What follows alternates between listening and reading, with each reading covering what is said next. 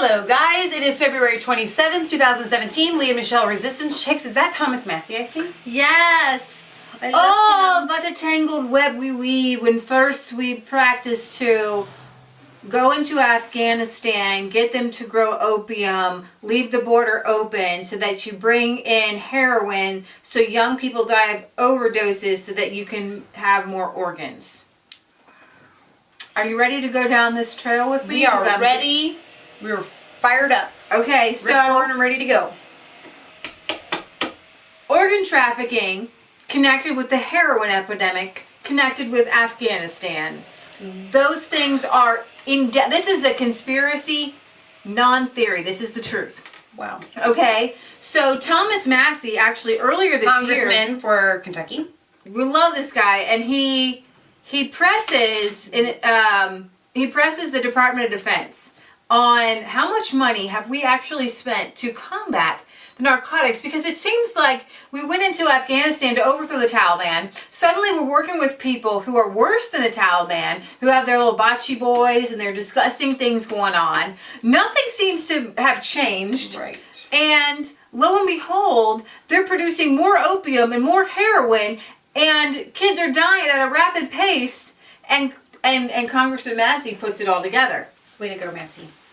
And let's just go straight. This is from This March year. of 2016? Did you testify that $113 billion has been spent in Afghanistan since 2002? For reconstruction On only. reconstruction. So, and this includes building the Afghan National Security Forces, to promoting good governance, and engaging in counter narcotics. That's correct, sir. All right. Among other things, yes. So let's talk a little bit about the counter narcotics side of this. Has opiate production gone up or down since 2002 in Afghanistan? It's one of the most popular crops. It's been a success. Yes, opium production is up. And Yep, it's up. Did you hear the word? Success usually isn't what I would put together. They actually tried to get him to grow cotton. But opium just was so much more productive and prosperous. Then t-shirts. Hey, I'm going to let him say that again. It was such a success. The most popular crops. It's been a success. Yes, opium production is up. And what percent of the world supply of non-pharmaceutical opiates I come from Afghanistan? think, sir, it's 80 to 90%. That's what I hear too. That's what I heard too. 80 to 90% of the world's non-medical opiates comes from Afghanistan. We have done such a good job there. Isn't it really Way great to go, success? America! I'm so glad Bush invaded Afghanistan. From the United Nations Office of Drugs and Crime, they say about 90% of the world's opiates, non-pharmaceutical Can we just say opiates. all? So how much of this $113 billion have we spent $113 on billion. counter-narcotics efforts there? Approximately $8.4 billion. That's billion with a B. 8.4. And how much has opiate Counter-narcotics. production gone up since 2002 or since some benchmark that you can? I don't have the exact number, but I think they're producing well more now than they did during the Taliban years. And A little bit. It has been the only successful export from Afghanistan for the 15 years we've been there. Successful export. You know, he doesn't really beat around the bush, does he? No. This is successful. And in fact, you guys, we funded it all. We funded it all. It's a success. Aren't you so excited? 8.4 billion. Amazade, is this consistent with what you know about opiate production in Afghanistan? I'd need to check and get back to you on how love it when they numbers say today that. compare to 2002. I know over the last year, mostly due to weather, there was a decrease in the poppy crop. I think that the weather patterns Poppy this year crop. mean that You have a little poppy crop. whether it's a full increase since 2002, I'd need to take that for the record, sir. So I've read reports that opiate production has as much as tripled since we invaded Afghanistan in that country. How much do you think it's gone up, Ms. Amazade? But has it gone up or down? Sir, I'll need to take that for the record. I don't have an impression that it has tripled, but that is not something that I follow on a daily basis as part of my portfolio, so I'll check with those that do. So the counter narcotics effort is not within the DOD? Yes, sir, it is within the DOD. How do you measure success if you don't know? Sir, the counter narcotics money that the Department of Defense has spent in Afghanistan has primarily been to support the Special Mission Wing, which is an Afghan aviation program. That's actually one of the most successful programs in Afghanistan. Now, whether that's a... Let me just explain something to you. She just said that we're actually not using the money the way we were supposed to. Yeah. But guess what? It's really successful anyway, so okay. They're so good at spinning. I got my head is like... affected the overall levels of opiates and poppy cultivation. I don't have those numbers for you. I will say that... If your boss gives you $8.4 million to do something, all you got to do is counter something, and all you got to do is bring it down just at least a titch. And you, But and no, you we're can't, using it but for you're not. You don't aviation. even know where the the really successful aviation where program. the levels are, like water levels. You can't even tell whether it's gone up or. You think it keeps? Well, I like how he asked her, how are you gauging success if you don't know the numbers? It's a success because we got him an aviation program. Duh. Reporting standards have increased widely over the last 14 plus years in Afghanistan as more and more credible sources have come in. So whether in 2002 there were accurate figures or not is something I just can't speak to, sir. Would you testify today that opiate production has gone up since you started the counter narcotics effort? Or that it's gone down? This is very simple. I understand, sir. I'm sorry. I don't. You don't know if it's gone up or down? I'm sorry, I do not. $8.4 million. This woman needs another job. That's embarrassing. How can you account for, I trust you've had a lot of activity because you spent $8 billion there, but what about progress? The progress that DoD has made in the use of its counter narcotics funds are represented by the success of the Special Mission Wing, which is an Afghan aviation program. The total levels of opiate production, I will ask my staff to engage and get that answer, and I'll try and have that before the end of the hearing as well, sir. Congressman, can I just Yes, add? please, Mr. Smith. I think what you're focusing on is so important. We tend to focus on inputs, that's the amount of money we spend, and outputs. We bought a whole bunch of airplanes and we have a nice special mission wings, but we never look at the issue that you're looking at. What is the outcome? The outcome, sir, is that opium production is higher today. Thank you. 2014 was the highest production year in Afghanistan. So if you look at any metrics for success or failure, and I've been doing counter narcotics, I did it for Sam Nunn when I was on his committee for 15 years. I looked at counter narcotics activities in the United States. You look at arrests, you look at seizures, you look at amount of crops under production, hectares under production, you look at the number of addicts. If you look at every one of those metrics, we have failed. The arrests are down, seizures are down, production is up, hectares under production is up, the amount of money being gained, and more important for Afghanistan, the amount of money going to the insurgency has increased since we've been there. So, sir, to you, and I'm just a simple country lawyer, I don't think we've succeeded in Afghanistan. I make this statement like I did before about winning. If this is winning, what is losing the drug war? Just Well said. Thank you, sir. Hat tip to you. Finally, somebody said something worth something. to close out here and to summarize what I'm hearing, the war on drugs in Afghanistan, to the extent there is a war on drugs, has been a failure. We've spent $8 billion over there. Production is the highest it's ever been. And here in the United States, we have a heroin epidemic. I think these two things might be related.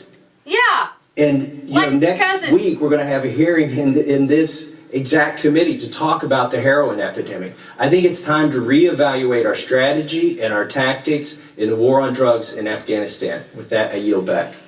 The thing that so let me go over some numbers with you guys. All right, I love so numbers. Congressman Massie, my favorite. I love Trigaldi, I love Chavez, but Massie's my favorite. All right, so the United States has spent 113 billion in Afghanistan since 2002.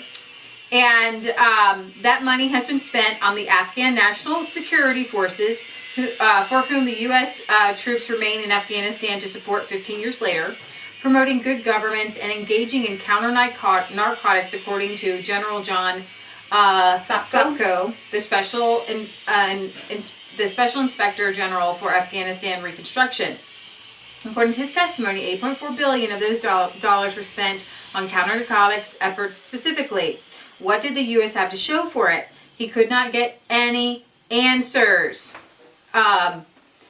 Spoko said Afghan farmers were producing more opium now than they did during the Taliban years. Taliban. I like it when she messes up sometimes because then I get to be the smart one. In fact, the U.S. spent 43 million in 2001. Get this, in support of the Taliban's poppy eradication efforts. Just 6 months before when? 9/11. And 7 months before the start of the U.S. war in Afghanistan that toppled the theocratic regime. It has been a successful export for the last 15 years. It's not even mind-boggling because this is a real thing. When you've got this kind of money and you've got this kind of power, and if you wanted organs, what would be the best way to do it? You want healthy people. You don't want people in their 50s and their 60s and 70s or their 80s dying. You want healthy people to die suddenly and quickly. And heroin does just that. Yep. You might get a little bit of hepatitis C in the liver. No big deal. They can fix it. They have healthy hearts. They have all these healthy bodily organs. And I think that the Lord had us working with these young men and women to see it happen firsthand and to know people who died suddenly. And then to see and open up my paper and my newspaper and have articles that say things like, New England sees a 900% increase in organ donations tied to the opiate epidemic. You have to be able to put two and two together. You have to be able to see that opium exports have increased under our watch, that we went into Afghanistan, that we spent 43 million to eradicate it when actually we were paying the farmers to grow these crops. Right. You don't spend that kind of money. You don't spend that time. One of our viewers said, I was in Afghanistan when it came to the Bocce boys. I was told to look the other way. And with this opium, they aren't told to eradicate it. They're told to. The guy kept saying over and over again, it's successful, it's successful, it's successful, it's successful. But then you have these doctors who are spinning this weird, it's so sick. It's just like that one movie, The Island, is so pertinent to what's happening right now. It's Invasion of the Body Snatchers, and they're taking organs. So you've got this 900% increase. It used to be, I think, 3% of organs were from drug overdoses. It's up to at least 11%, sometimes even more. Obviously, this is up 900%. Right. And then our own congressman, let's see, his name is Rob Portman. I want to get him up here. We have a congressman, his name is Rob Portman, and he says, we understand that heroin is primarily coming in from Mexico over the border. And this is a really big issue because for everyone who's advocating an open border, what they either don't understand or they know what's happening. Because Ohio Senator Portman has been busy in Washington touting the Comprehensive Addiction Recovery Act in response to a shocking number of heroin overdoses in Ohio. A bill just passed to try to, they'll just try to put Band-Aids on it, right? Right. But he does say that most of it is coming from Mexico. And it's coming over our border. And you're going to hear a lot of different things from a lot of different people. It says that Southeast Asia used to be where it came from. Used to be a very large, dominant supplier in the United States. But that's now rarely detected in the United States markets. And that Mexico, and to a lesser extent, Colombia now dominates the U.S. heroin market because of its proximity, I think. Right. It's just right there, and because there's nothing to stop them. Right.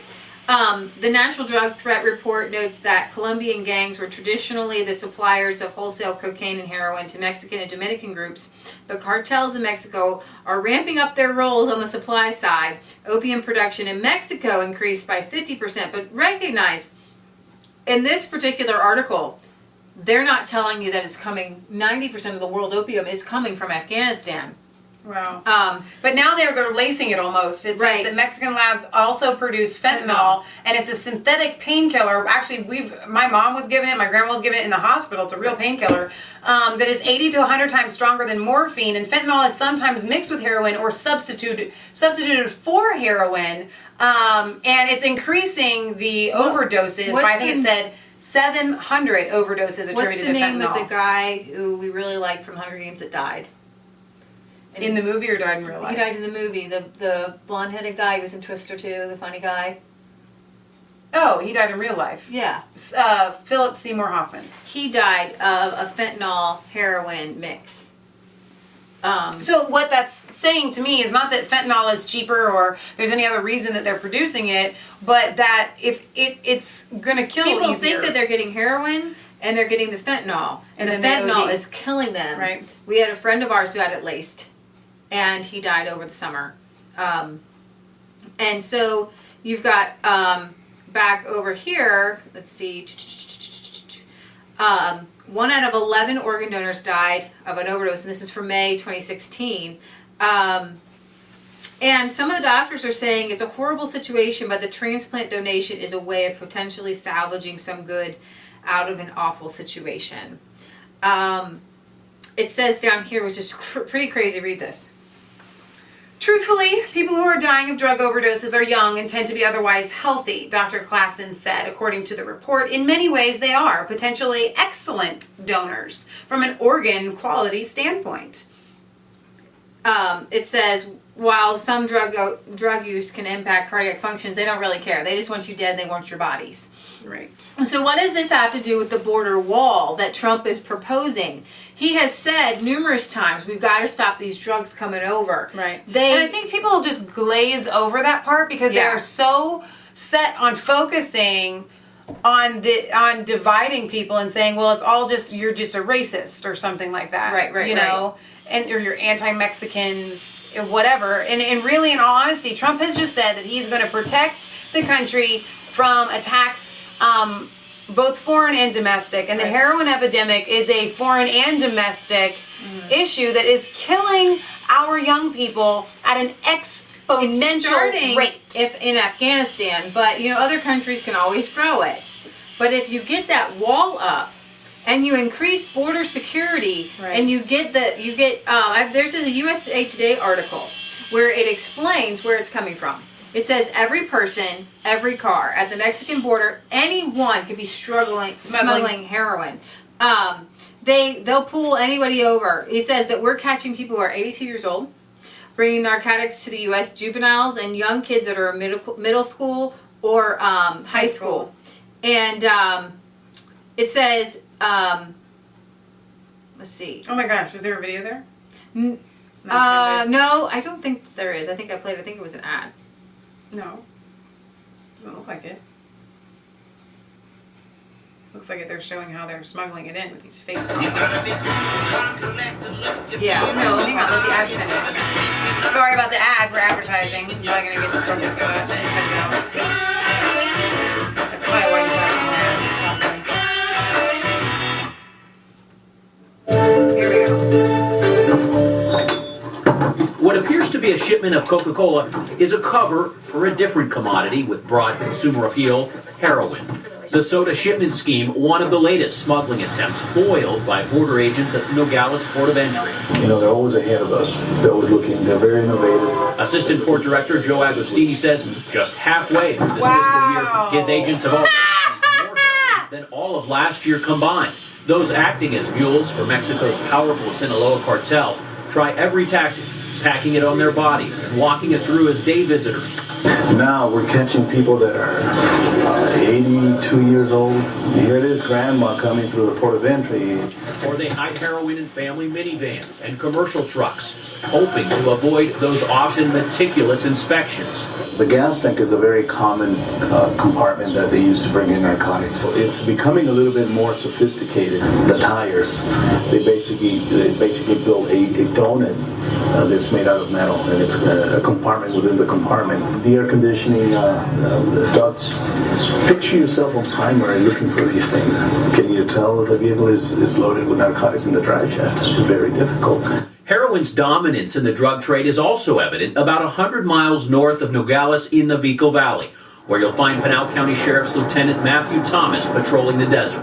So a couple years back, if you would find like a pound of heroin, that would be a big load.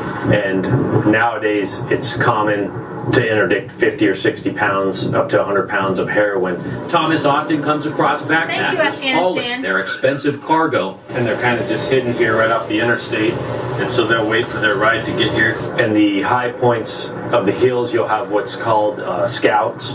So those scouts, their sole function is to observe and report things via radio or phone to the bosses to let them know that they can or cannot move in that area. If the smugglers are successful, they make it here to Metro Phoenix, a major distribution hub for the nation. The DEA says within 3 days, the heroin ends up on streets in the East and Midwest. The shipments are dispersed in cities big and small. Hotspots include Chicago, Atlanta, New York City, Topeka, Kansas, Dayton, Ohio, and Louisville, Kentucky. Thomas says it's difficult to say how much of an impact law enforcement is making. It's an endeavor he describes as a cat-and-mouse game constantly evolving. However we caught them, they'll switch up how they do business. So it's just constant back and forth, back and forth. Our tactics, their counter tactics. Wow. So it really is a war. And having known so many people struggling with heroin addiction, It's not just some ambiguous thing that you can just kind of, oh, that's bad or whatever. I mean, this is meeting people where they are at. This is changing lives. Like we said, the people that we know that have passed away, they have left family members that don't even know how to function anymore because they've lost this loved one, okay? I mean, this is a real thing that is happening. And if it's just one person, just one, that this problem is affecting, it has to stop. It doesn't. The numbers don't even matter at this point. Right. And I'm just going to finish up with Canada here. This is from February of this year. A surge in the number of overdose deaths in Canada has led to more organs being available for transplant. We've seen more organs available for transplant, and a proportion of those have been due to drug overdoses. Canada is in the grips of a deadly spike of fentanyl abuse. Remember, heroin doesn't necessarily kill as much as when you mix it with this fentanyl, so they know. So who's ever trying to kill the people is lacing it. Right. And you wonder why, right? You have to. I've asked myself the same question before we got to this.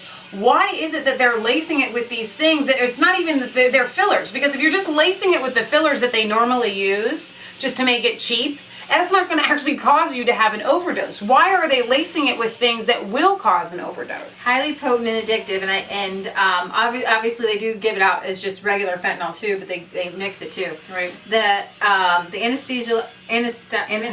Analgesic is estimated to be up to 100 times stronger than morphine. I mean, I get that. I get why addicts want it because it's strong. We've had 2 conversations about milligrams that of pure too. fentanyl, the size of 4 grains of salt, Wow. is enough to kill an adult. Oh my gosh. The government announced on Friday that it would try to combat it. The uptick of both fentanyl overdose deaths and transplants began in late 2016. From the beginning of this year till February 15th, so in pretty much 1 month and a couple weeks, there have been 59 organs from 20 donors used in transplants. This is up from 37 organs from 10 donors in the same period. So so many more people, 10 more people died. It's going up and up and up and up and up. Let's see. This is a corner of the westernmost British Columbia, which has been hardest hit by Canada's opiate crisis, reported 914 apparent illicit drug overdose in 2016. That is a 79.2% over-year increase. And people say it's a mixed blessing. And for a lot of people, this is something that you will battle for the rest of your life. It's like a disease where you have to battle for the rest of your life. But I want to give you hope. There is hope in Jesus Christ. He can set you free, and you don't have to battle this for the rest of your life. So I wanted to address that just, because I want to acknowledge the people whose lives have now been indelibly changed because they had an addiction. So it's not just the deaths. It's not just the families left behind. It's the people who are trying to recover their lives from having this happen to them, because I don't really necessarily believe that a drug addiction is something, sometimes it is, but more than likely it's something that was put on you, not something that, you did to yourself. So Started one step at a time. Exactly.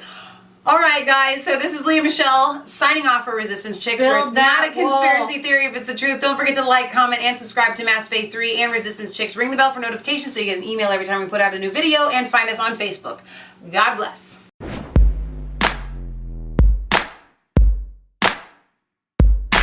I was cold all alone, no place for home, every day so afraid, but you called my name.